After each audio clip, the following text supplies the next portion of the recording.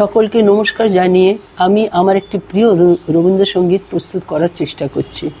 ঘরেতে ভ্রমর এলো গুনগুনিয়ে গানটি রবীন্দ্রনাথ ঠাকুরের একটি অত্যন্ত জনপ্রিয় রবীন্দ্রসঙ্গীত।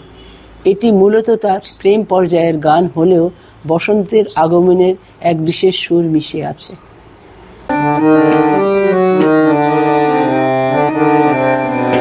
ঘরেতে ভ্রমর এলো গুনগুনিয়ে, ঘরেতে ভ্রমর এলো গুনগুনিয়ে, আমারে কার কথা সে যা শুনিয়ে, ঘরেতে ভ্রমর এলো গুনগুনিয়ে।